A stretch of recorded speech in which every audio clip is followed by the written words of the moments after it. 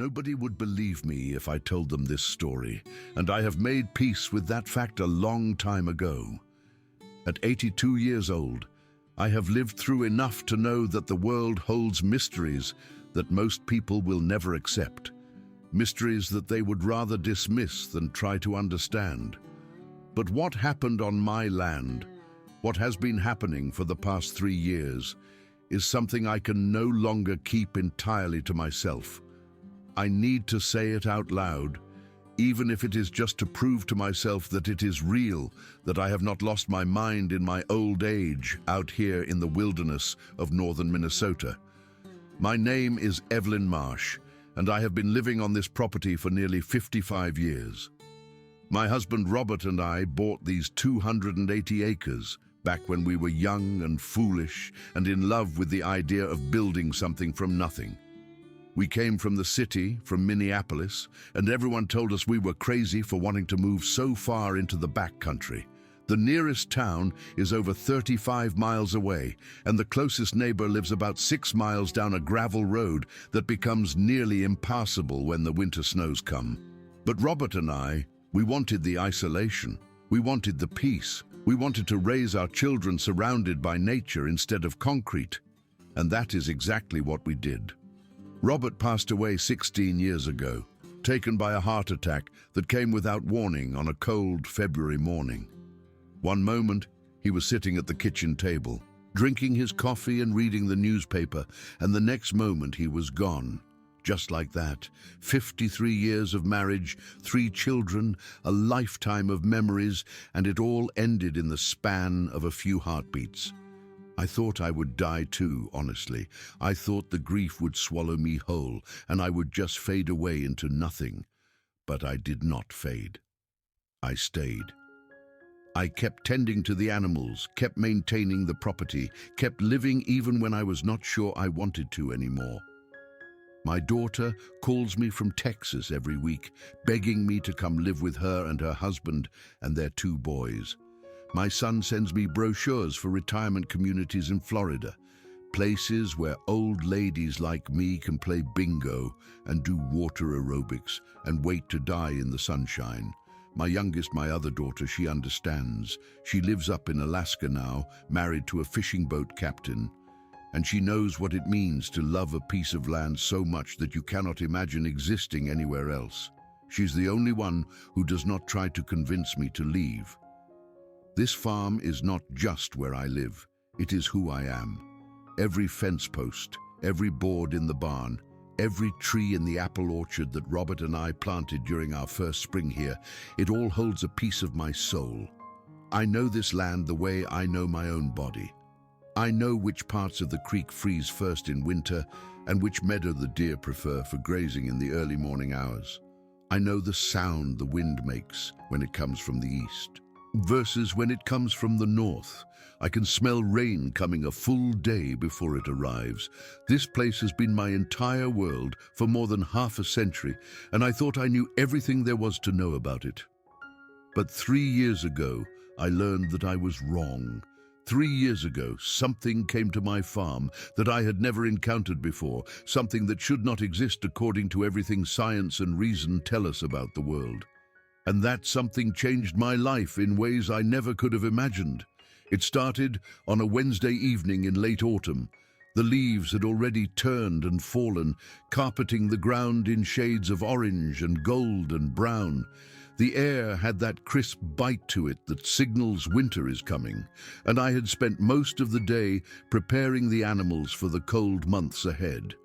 I keep goats, mostly, about a dozen of them, along with a flock of chickens, a few ducks, and until 3 years ago, I had a small herd of sheep as well.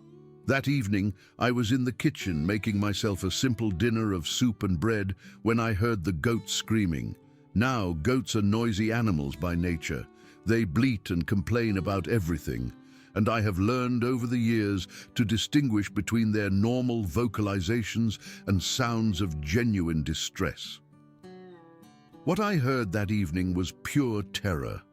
It was a sound I had never heard my goats make before, a sound that made my blood run cold.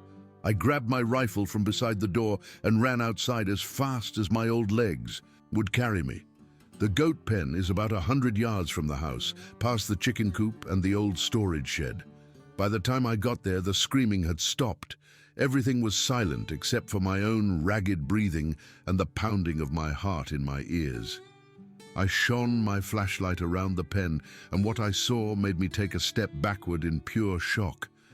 The fence had been torn apart, not cut, not broken at a weak point, but physically torn open like something had grabbed the wire mesh with its bare hands and ripped it like paper. 2 of my goats were gone, just gone. No blood, no bodies, no trail that I could see in the darkness. Just a massive hole in my fence and 2 missing animals. I searched the perimeter with my flashlight, my hands shaking so badly that the beam was bouncing everywhere. That is when I found the footprints. They were in a patch of soft mud near the water trough, and when I shone my light on them, I felt my legs go weak. They were enormous, easily 18 inches long and maybe 7 or 8 inches wide. They looked almost human, with 5 distinct toes, but they were far too large and far too deep to have been made by any person. Whatever had left these prints was heavy, incredibly heavy, and it walked on 2 feet. I stood there in the darkness, staring at those impossible footprints, and I knew that I was not dealing with a bear or a wolf or any other predator I had encountered in my decades of living in these woods. I was dealing with something else entirely, something that my rational mind refused to accept, but that the evidence in front of me made undeniable. I went back to the house and locked every door and window. I sat in my chair with my rifle across my lap, watching the darkness through the window, listening to every sound the night made. Every creak of the old house settling made me jump. Every gust of wind through the trees sounded like footsteps. I did not sleep at all that night. When dawn finally came and painted the sky in shades of pink and gold, I went back out to examine the damage in the light of day. It was even worse than I had thought. The fence posts had been yanked out of the ground like they were toothpicks. The wire mesh was twisted and mangled beyond repair, and those footprints were everywhere, circling the goat pen in a pattern that suggested whatever had made them had been walking around and around, studying the enclosure before deciding to tear into it. I spent the next several days reinforcing the goat pen. I drove new posts 3 feet deep into the ground. I used the heaviest gauge wire I could find at the hardware store in town. I even strung up some old cowbells along the perimeter, thinking that if something tried to get in again, at least the noise would alert me. I worked from sunrise to sunset, my arthritic hands aching with every swing of the hammer, my back screaming in protest every time I bent over to secure another section of fence. But I was determined. Those goats depended on me, and I was not going to let them down. When I finally finished, I stood back and surveyed my work with a sense of grim satisfaction. Let whatever it was try to get through that. It got through anyway. Less than a week later, I woke to that same terrible sound, that chorus of terrified screaming from the goat pen. This time, when I ran outside, I caught a glimpse of something moving at the edge of the tree line. It was massive, easily 7 or 8 feet tall, covered in dark fur that was almost black in the moonlight. It was running on 2 legs, but leaning forward, arms swinging, moving with a speed and power that seemed impossible for something so large. In its arms, it carried one of my goats like the animal weighed nothing at all. The goat was still struggling, still screaming, but the creature held it effortlessly as it disappeared into the forest. I stood there frozen, watching it vanish into the darkness. My hands were shaking so badly that I could barely hold my rifle. My heart was pounding so hard that I could feel it in my temples. I had seen it. I had actually seen it. Not clearly, not well enough to make out any details, but I had seen something that should not exist. Something out of legend, out of campfire stories and grainy photographs that people dismiss as hoaxes. Bigfoot, Sasquatch, whatever you want to call it. the creature that I had heard about my entire life but never believed in for a single moment. It was real, and it was hunting on my land. The next few weeks were some of the most terrifying of my entire life. I started sleeping with my rifle beside my bed instead of by the door. I installed motion sensor lights around the barn and the animal pens, hoping that the sudden illumination might scare the creature away. I even called my daughter in Texas and almost told her what was happening, but I stopped myself at the last moment. What would I even say?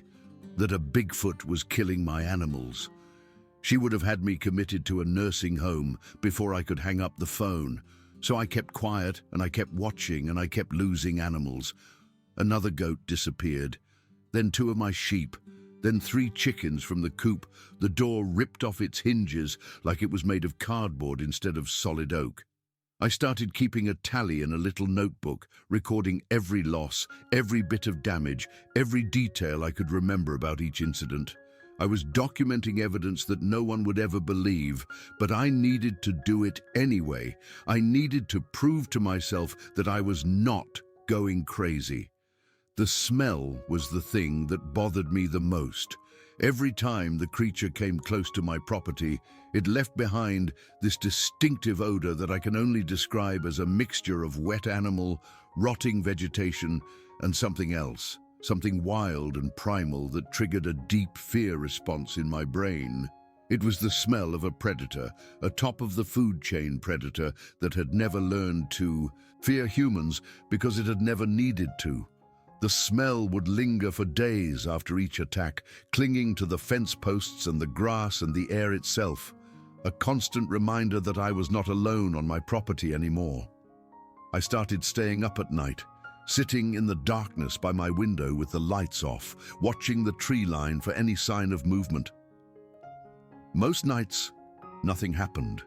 The creature seemed to come and go on its own schedule, appearing when I least expected it and staying away when I was most vigilant. But on the nights when it did come, I would see that massive shape moving through the shadows, watch it approach my animal pens with a deliberate, almost casual stride. It was not afraid of me. It knew I was there, watching, and it did not care. That was perhaps the most terrifying thing of all. It knew I was there, and it was not afraid. I lost count of how many animals I lost in those first few months. At least a dozen goats, all of my sheep, countless chickens. The financial loss was devastating, but the emotional toll was even worse. These were not just livestock to me. They were animals I had raised from birth, animals I had named and cared for and loved in my own way. Watching them disappear one by one, taken by something I could not stop and could not fight, was like watching pieces of my life being ripped away. I started researching. I know that sounds funny. An 80-year-old woman sitting at her computer looking up information about Bigfoot. But I needed to understand what I was dealing with. I learned that sightings had been reported in Minnesota for decades, concentrated mostly in the northern part of the state, where the forests were thickest and the human population was sparse. I learned that the creatures were supposed to be intelligent, possibly as intelligent as humans, and that most researchers believed they were primarily vegetarian, but would eat meat when it was available. I learned that they were nocturnal, territorial, and deeply reclusive, avoiding human contact whenever possible. None of this information made me feel any better, but at least it helped me understand that I was not alone in my experience. Other people had seen these creatures, other people had dealt with them, other people had survived. It was around the 6th month that everything changed. I had reached a point of exhaustion and despair where I was seriously considering selling the farm and moving to Texas to live with my daughter. I could not keep doing this. I could not keep losing animals and living in fear and sleeping with one eye open every night. I was too old for this kind of stress, and my body was starting to show the strain. I had lost weight. My hands shook constantly. I had developed a permanent knot of tension in my shoulders that no amount of hot baths or pain medication could loosen. I was falling apart, and I knew it. One evening, I was sitting on my porch watching the sunset and thinking about everything I would have to do to prepare the property for sale. It was a beautiful evening, the sky painted in shades of orange and purple, the air cool and crisp with the first hints of approaching winter. I had a cup of tea in my hands and a blanket wrapped around my shoulders, and for just a moment I let myself forget about the creature and the fear and the loss. I let myself just exist in that beautiful moment. That is when I saw it.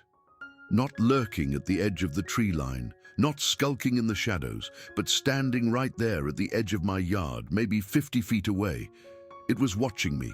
The creature was just standing there, completely still, watching me with eyes that reflected the fading light. It was enormous, easily 8 feet tall, covered in shaggy, dark brown fur that was almost black in the dim light. Its arms hung past its knees, ending in hands that looked almost human, but with thick, powerful fingers. Its face was a combination of ape and human, with a broad nose, a pronounced brow ridge, and a mouth that was set in a neutral expression that I could not read at all. I should have been terrified. I should have grabbed my rifle and run inside and locked the door. But something stopped me. Maybe it was the exhaustion. Maybe it was the resignation of knowing that I could not fight this creature, could not stop it, could not do anything except endure whatever it wanted to do. Or maybe it was something in the way it was looking at me, something in those intelligent eyes that seemed more curious than threatening. Whatever the reason, I did not run. I did not scream. I just sat there on my porch, holding my cup of tea, and looked back at the creature that had been terrorizing my farm for months. We stared at each other for what felt like an eternity, but was probably only a minute or two. Neither of us moved. Neither of us made a sound. It was like we were taking each other's measure, trying to understand what the other was thinking, what the other wanted. And then, slowly, the creature raised one massive hand and made a gesture that I recognized. It patted its stomach, then pointed toward my property, then patted its stomach again. It was hungry. The creature was telling me that it was hungry. I do not know what possessed me to do what I did next. Maybe it was the isolation talking. Maybe it was the grief of losing Robert, the loneliness of living out here by myself for so many years. Maybe I had finally lost my mind, and this was just the latest symptom of my descent into madness. But I stood up from my chair, walked into the house, and came back out with a basket filled with food. I had some leftover roast chicken from dinner, a loaf of fresh bread I had baked that morning, a few apples from the orchard, and a jar of honey that I had gotten from a beekeeper in town. I walked to the edge of my porch, set the basket down on the steps, and then backed away slowly. The creature watched me the entire time, its head tilting slightly to one side, like a dog trying to understand a new command. When I was back in my chair, it moved forward cautiously, approaching the basket with obvious suspicion. It sniffed the air, circled the basket, sniffed again. Then slowly, it reached down and picked up one of the apples. It examined the fruit carefully, turning it over in its massive hand, and then it bit into it. I watched the creature's face change as it tasted the apple, saw what I can only describe as pleasure flash across those strange features. It finished the apple in 3 bites, core and all, and then reached for another one. It ate everything in the basket. Every piece of chicken, every slice of bread, every apple, even the honey, licking the jar clean with a tongue that was surprisingly pink and human-looking. When it was done, it set the empty basket back on my porch steps, looked at me one more time, and then turned and walked back toward the forest. It did not run. It did not look back. It just walked away with that same deliberate, powerful stride that I had seen so many times before. I sat on my porch long after the creature had disappeared into the trees. The sun had fully set by then, and the stars were coming out one by one in the darkening sky. I was shaking, but not from fear. I was shaking from the sheer impossibility of what had just happened. I had fed a Bigfoot. I had actually fed a Bigfoot, and it had not attacked me, had not threatened me, had not done anything except eat my food and leave peacefully. That night, for the first time in months, nothing happened. No attacks on my animal pens, no terrifying sounds in the darkness, no massive footprints appearing in my yard overnight. The creature stayed away, and my remaining animals stayed safe. I started leaving food out regularly after that. Every few nights I would put together a basket and leave it on my porch steps before sunset. Fruits, vegetables, bread, meat, whatever I had on hand. Sometimes I would add special things, like a jar of jam or some fresh honey or a piece of venison from the deer I had shot in hunting season. And every time, without fail, the creature would come and take the basket, eat everything inside and leave peacefully. It never attacked my animals again, not once. The reign of terror that had been destroying my farm simply stopped, as if someone had flipped a switch. Over the weeks and months that followed, the creature and I developed something that I can only describe as a relationship. It is a strange word to use for the connection between an elderly woman and a creature that is not supposed to exist, but I do not know what other word fits. We had an understanding, a mutual acknowledgement that we shared this land and that we could coexist peacefully if we were both willing to make accommodations. I started varying the contents of the baskets based on what I observed the creature liked best. It loved apples, especially the ones from the old tree behind my barn that produced fruit with a particular sweetness that the other trees did not match. It loved honey, would practically lick the jar clean and then hold it up to the moonlight to make sure it had gotten every last drop. It was less enthusiastic about vegetables, often leaving the carrots and celery behind while devouring everything else. It seemed to particularly enjoy bread, would break off pieces and chew them slowly, savoring the taste like someone appreciating a gourmet meal. As the months passed, I started moving the food basket closer to the tree line, and the creature started coming earlier and staying longer. Eventually, we reached a point where I could sit on my porch and watch it eat, and it did not seem to mind my presence at all. It would look up at me occasionally, those intelligent eyes meeting mine across the distance, and sometimes I could swear I saw recognition there, an acknowledgement that I was not just some background feature of the landscape, but a specific individual that it knew and remembered. The creature had what I came to think of as expressions, subtle changes in its face and posture that conveyed its mood. When it was content, which seemed to be most of the time now, it would move slowly and deliberately, taking its time with each item in the basket, sometimes pausing to look around at the stars or listen to the sounds of the night. When it was nervous or agitated, which happened occasionally, if there were unexpected noises or if it sensed something in the forest that I could not detect, it would grab the basket and disappear immediately into the trees without looking back. And when it was playful, which was rare but did happen, it would do things that seemed designed specifically to amuse itself or perhaps to amuse me. Once, I left out a basket that included a small rubber ball that I had found in my storage shed, left over from when my grandchildren used to visit and play in the yard. I had tossed it in on a whim, not really expecting anything to come of it. But when the creature found the ball, it examined it with obvious curiosity, squeezing it between its fingers and watching it spring back into shape. Then it threw the ball straight up into the air and caught it. It did this several times, throwing it higher and higher each time, catching it effortlessly with those huge hands. And then it looked at me, sitting there on my porch watching, and I could swear it was smiling, a creature that was not supposed to exist, playing catch with a rubber ball and smiling at an old woman on her porch. If I did not have my own eyes to confirm it, I would never believe such a thing was possible. The creature developed a sense of my schedule, of my habits and routines. It knew which nights I was likely to put out food and which nights I was not. It knew that I usually sat on my porch for about an hour after sunset, sipping tea and watching the stars come out. It knew that I went to bed early and woke up early, and it seemed to time its visits accordingly. Sometimes I would see it at the edge of the tree line in the early morning, just before dawn. as if it was checking to make sure I was awake and everything was okay. I started talking to it. I know that sounds crazy, an old woman talking to a creature that probably does not understand a word of what she is saying. But the loneliness out here can be overwhelming sometimes, and having another presence, even a non-human one, was a comfort that I had not expected.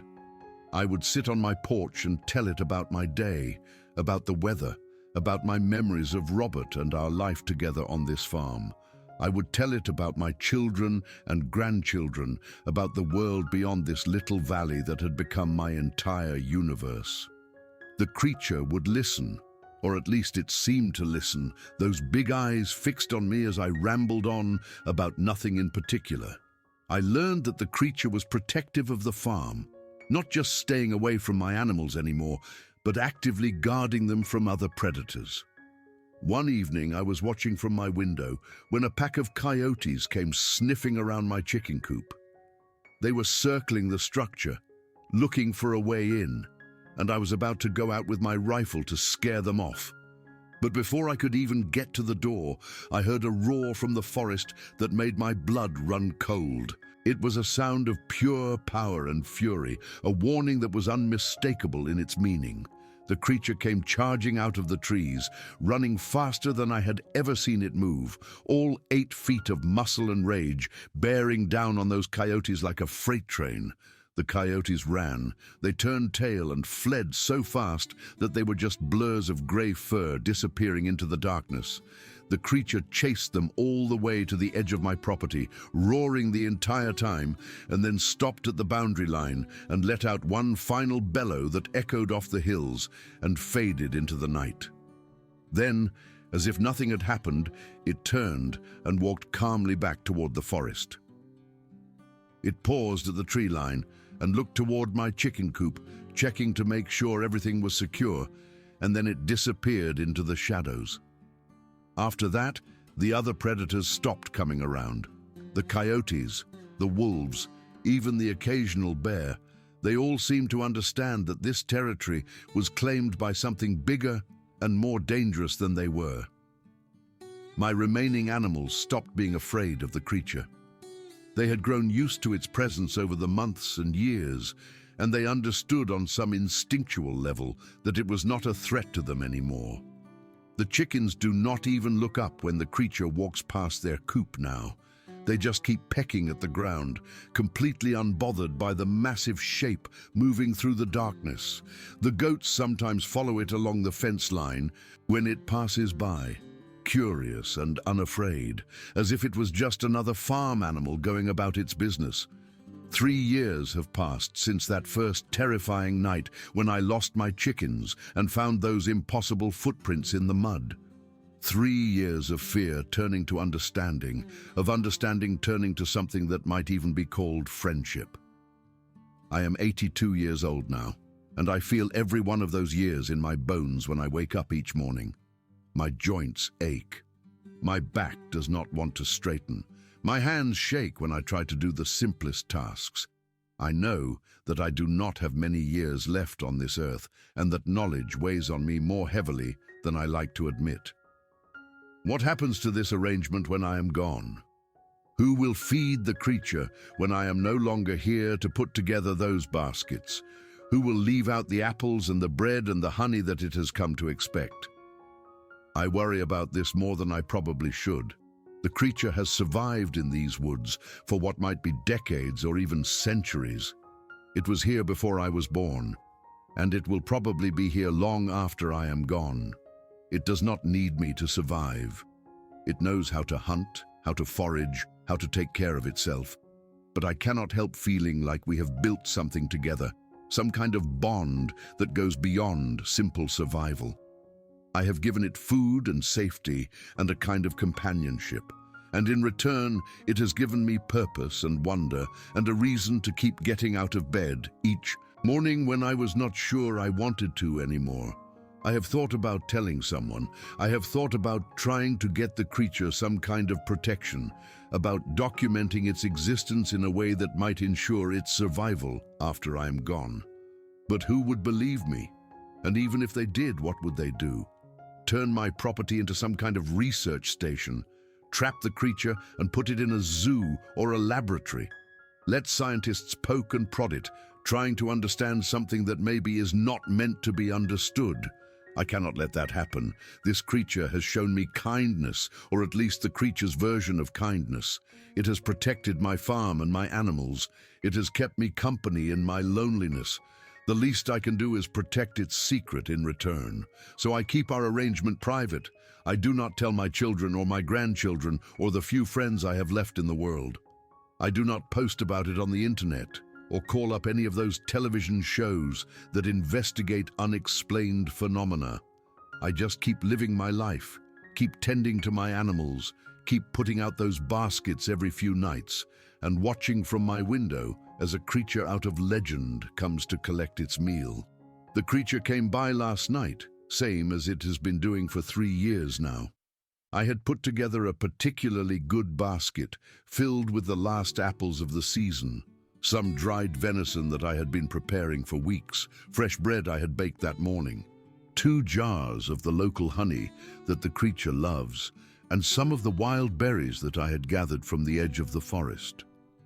The creature sat at the edge of my yard and ate slowly, savoring each item, taking its time like it was enjoying a feast rather than just filling its stomach. When it was done, it looked toward my house. I was standing at my kitchen window, watching like I always do, my old face reflected in the glass. The creature raised one massive hand, fingers slightly spread, and held it there for a moment. It was waving at me, I am sure of it. A simple gesture of acknowledgement, of connection, of something that might even be called affection. I raised my own hand and waved back, my palm pressed against the cold glass of the window. We stayed like that for a long moment, woman and creature, separated by 50 feet of yard and 1,000,000 years of evolution, connected by something that I still do not fully understand. Then the creature picked up the empty basket, set it neatly in the spot where I always collected in the morning, and walked back into the forest.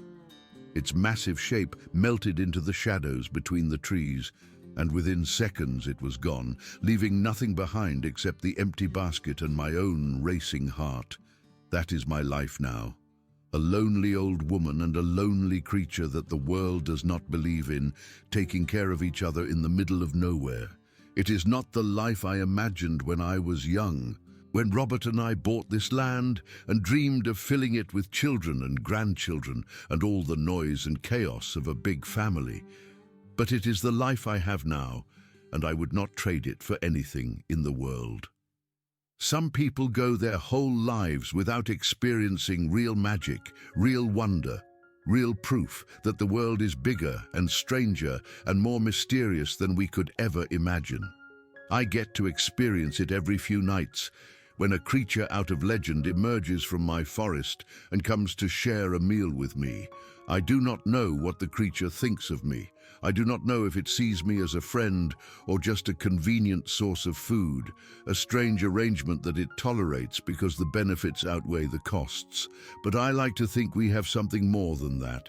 I like to think that in our own strange way, we have saved each other. I gave it food and safety and a kind of companionship that it did not expect. It gave me purpose and wonder and a reason to keep living when I was ready to give up. That is more than a lot of people ever get. Tonight, I will put together another basket. I will add extra apples because the creature really seems to love those, especially the ones from the old tree that Robert planted 40 years ago. I will include some of the venison jerky that I finished drying yesterday, strips of meat that I hung in my shed for days until they were perfect. Maybe I will throw in another jar of honey and some of the fresh vegetables from my garden. And then I will set it out at the edge of my yard, where I always do, and I will wait. Maybe I will see the creature tonight. Maybe I will not. Maybe it will wave again from the tree line, that simple gesture that means more to me than I can possibly explain. Maybe it will just take the basket and disappear like a shadow, off to do whatever it does during the long hours when I am sleeping. But I will know It is out there, living in those woods, surviving another day, and it will know I am here, in this old farmhouse, keeping my end of our silent bargain. And for both of us, that is enough. If you ever find yourself living alone in the middle of nowhere and strange things start happening on your property, do not assume the worst. Do not assume you are being attacked or threatened, that you need to fight back with everything you have. Sometimes the strange things, the scary things, are just looking for a little bit of help, a little bit of understanding, a little bit of kindness. All it took for me was one basket of food, left out in good faith with an open heart, to turn a terrifying situation into something beautiful and strange and wonderful. I look out my kitchen window now, watching the sun set behind the hills like I have done thousands of times before. The shadows are getting long across my fields, stretching toward the forest like fingers reaching for something they can never quite grasp. Soon it will be dark. Soon I will hear those familiar footsteps coming from the north woods, heavy and deliberate. Soon I will watch as a massive fur-covered shape emerges from the trees and comes to collect the basket I left out this afternoon. And I will feel grateful, like I do every single time, that I get to be part of this incredible secret. The creature is real. It lives in the woods on my property. It visits my farm every few nights, and in its own strange way, it is my friend. That is my story, and I am sticking to it. Nobody has to believe me. I know the truth, and so does the creature. That is all that matters. The stars are coming out now, one by one. The same stars that have watched over this land for millions of years. Somewhere out there in the darkness, the creature is waking up, stretching its massive limbs, preparing for another night of doing whatever it is that creatures like it do when the rest of the world is sleeping. Maybe it is thinking about the basket I left out. Maybe it is thinking about me, or maybe it does not think about me at all. Maybe I am just a small part of its vast and ancient existence, a brief moment of convenience in a life that stretches back further than I can possibly imagine. Either way, I will be here. I will be on my porch or at my window, watching, waiting, feeling the cold night air on my face and the wonder in my heart. And when the creature finally emerges from the forest, when that massive shape moves through the shadows toward my little farm, I will raise my hand in greeting, because that is what friends do. I think about Robert sometimes, wonder what he would think of all this. He was always the practical one, the skeptic who believed only in things he could see and touch and measure. He would have laughed at me if I had told him about the creature, would have suggested that I was losing my mind in my old age. But Robert also had a way of coming around, of admitting when he was wrong and embracing new ideas once the evidence became undeniable. I like to think he would have believed me eventually. I like to think he would have sat on this porch with me, watching the creature eat, marveling at the impossibility of what we were witnessing. But Robert is gone, and I am here, and the creature is out there in the forest, and that is just the way things are. We do not get to choose the cards we are dealt in life. We only get to choose how we play them.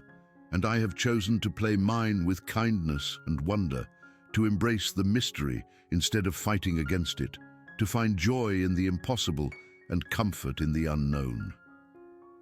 The wind is picking up now, rustling the leaves of the old apple trees, carrying the first hints of winter on its breath. Another season is changing, another year is passing, another chapter of my long life is coming to a close. But there will be more chapters after this one, I hope. More nights of watching the creature, more baskets of food left out in silent offering, more moments of connection across the vast divide that separates our two worlds. I am 82 years old, and I have seen things that most people will never see, known things that most people will never know. I have loved and lost and loved again, have built a life on this land that I will carry with me into whatever comes next. And in these final years, I've been given a gift that I never expected, a glimpse into a world that most people dismiss as fantasy. A reminder that there is still magic left in this tired old earth if you just know where to look for it. The creature is my reminder. Every time I see it, every time it waves at me across the darkness, I am reminded that the world is full of wonders that we have not yet discovered, full of creatures that we have not yet named, full of mysteries that we may never solve. And that thought fills me with something that I can only describe as hope. Hope that there is more to existence than what we can see and measure and understand. Hope that there are still secrets out there, waiting for someone curious enough and open-minded enough and brave enough to find them. I found mine, a creature out of legend, living in the woods on my property, visiting my farm every few nights to share a meal with a lonely old woman. It is not the secret I expected. It is not the wonder I was looking for, but it is mine, and I am grateful for it, and I will protect it for as long as I have breath in my body. The sun is almost gone now, just a sliver of orange light on the horizon. The first stars are appearing in the east, faint pinpricks of light that will grow brighter as the darkness deepens. Somewhere in the forest, the creature is stirring. I can feel it somehow, a presence at the edge of my awareness, an ancient and powerful thing waking up to greet the night. I put on my coat and step out onto the porch, letting the cold air wash over my face.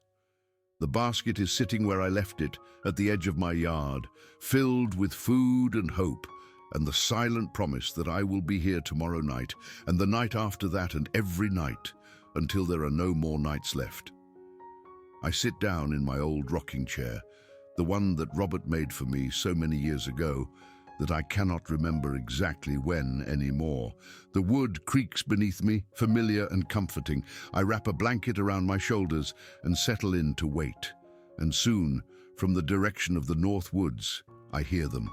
Footsteps, heavy and deliberate, moving through the underbrush with a certainty that only comes from years of walking the same paths. The creature is coming, just like it always does, just like it always will. I smile into the darkness and wait for my friend to arrive.